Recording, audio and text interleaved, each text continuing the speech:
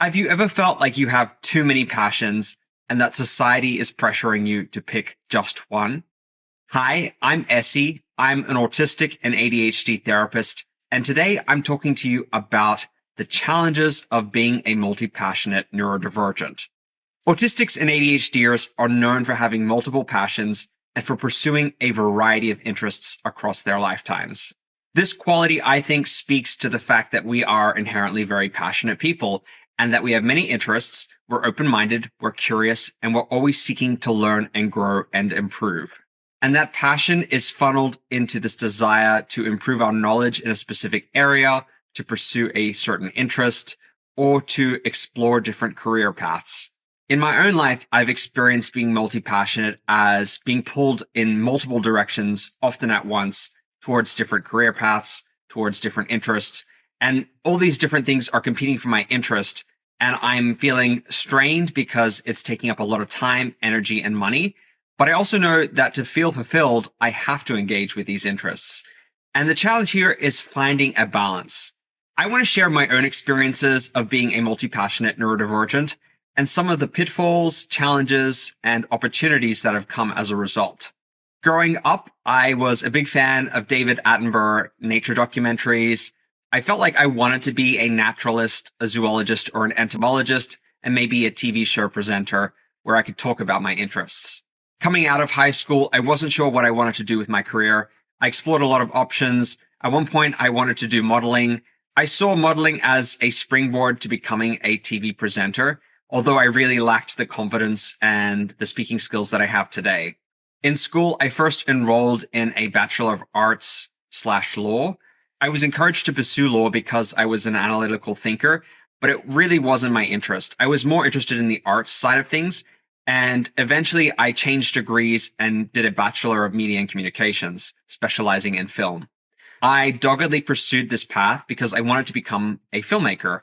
And in my spare time, I did everything I could to learn about editing and visual effects. And I did a lot of experimentation. For example, I'd film things on a green screen and I'd lift a key and put a background in just to give myself hands-on experience in learning the craft. I noticed that at the time I was going at this full bore, while a lot of my peers were still understanding the very basics of editing. I was advancing because I really wanted to immerse myself in this world and advance my career. Every spare minute was spent dedicated to this. And if it was not that, it was creative writing, which is one of my ongoing interests. But I was struggling to figure out how I could translate that into an income. When I graduated, I had no idea what I was going to do with my career. I was living in Australia at the time, and in Australia, filmmaking is a bit of a cottage industry. It's not really a big thing over there, and having a career per se is not as easy as it would be, let's say, here in the United States. I was also ready for a change. I had started to hyperfixate on Germany as a potential location to relocate. They had something of a robust filmmaking industry. So after I graduated, I moved over there briefly. It didn't work out. The global financial crisis hit. I didn't have enough savings accrued, and I couldn't find any work. Added to that, the film schools over there required fluency in German, which I was far from fluent in. And I came back and I was at a loss as to what to do with my career. I needed a gap year, so I decided I'd become an English teacher in China. That again was also short-lived because when I moved over there, I found that my various dietary problems, I was undiagnosed IBS and mast cell activation disorder at the time, were taking over and resulting in constant sickness. The experience of living in China was very novel, and I don't regret it at all. It was a great experience, and I wish I could have stayed longer, but it didn't work out for me. I came back, and as always, the wheels of my mind were turning. I was trying to figure out what I could be passionate about and what could also be a potential career path for me moving forward. I knew I had a variety of interests, but I also had to focus on an interest that would provide a source of income. I bounced around between different ideas. At one point, I was thinking about becoming a visual effects artist, a microbiologist. I took a trip to another city with the idea of relocating and potentially starting a new degree. The idea of hitting the reset button was too overwhelming, so I ended up going back to Sydney, which is where I studied in college, and I did a Master of Journalism and Communications. And I figured, well, I already had some writing skills. I understood the craft of TV and film. It would make sense, therefore, that I translate that into a career in journalism, and at least there was some possibility of me getting a job at the end of it. Unfortunately, as we all know, the journalism industry has been contracting for decades, and the job market wasn't huge. And when I finished that degree, I found casual work here and there, but it wasn't sustainable. Throughout this, I was still making films, I was making podcast episodes, I was writing scripts, writing novels. The creative fires were still burning in me, and I wanted to make it a career, but I couldn't find a way forward. As a multi-passionate neurodivergent, I love studying. You could call me a professional student. I was always going back to school to learn more and developing quite a student debt as a result. I enrolled in what was then Australia's most prestigious film school, and I started studying while I was working and ended up doing a full year program there in documentary filmmaking.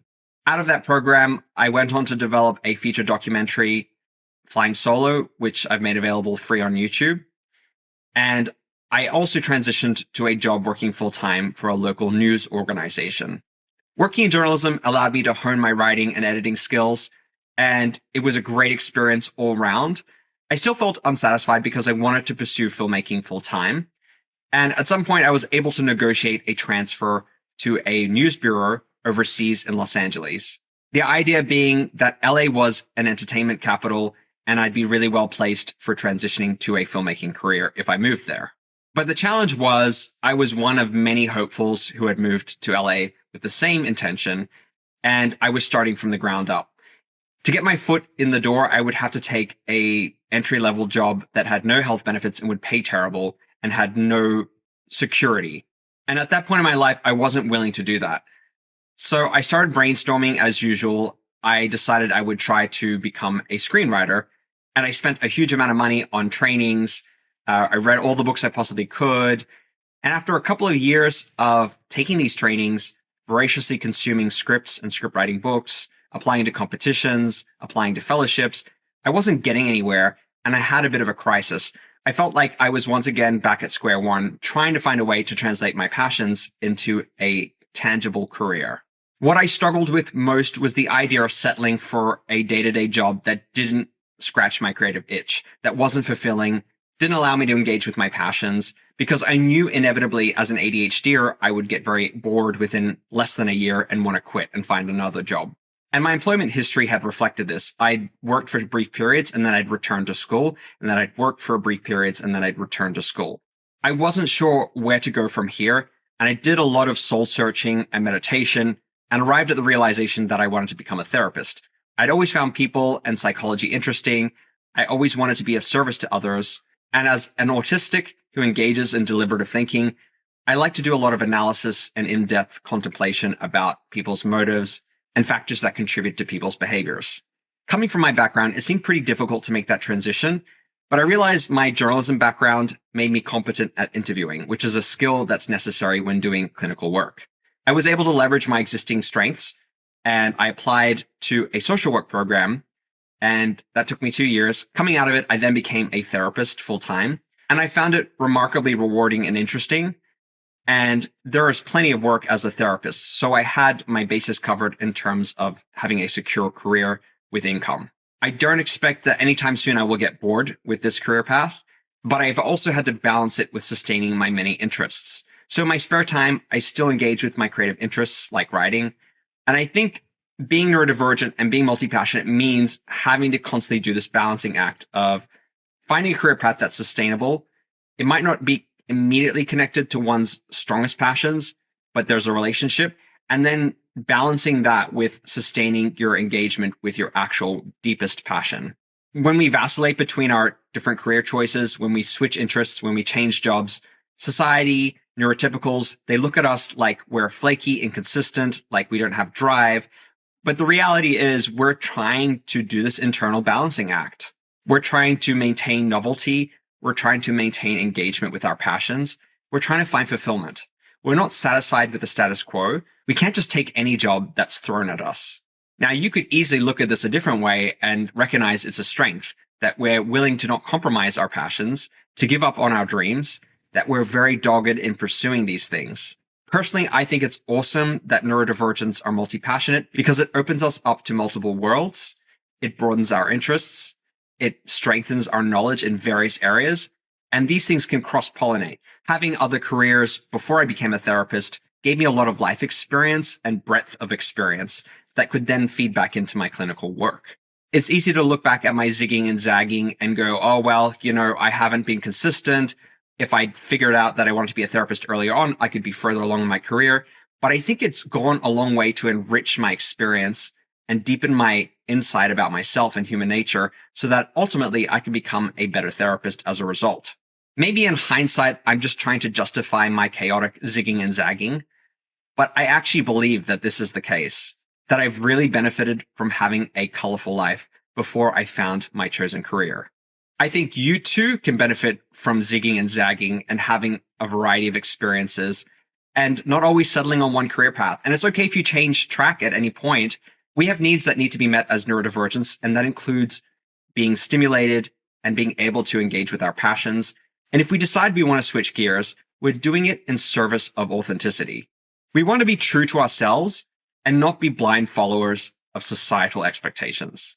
That said, if you're struggling to settle on a single career path and it's leading to frustration, it's leading to financial struggles, I would encourage you to explore the Japanese concept of ikigai.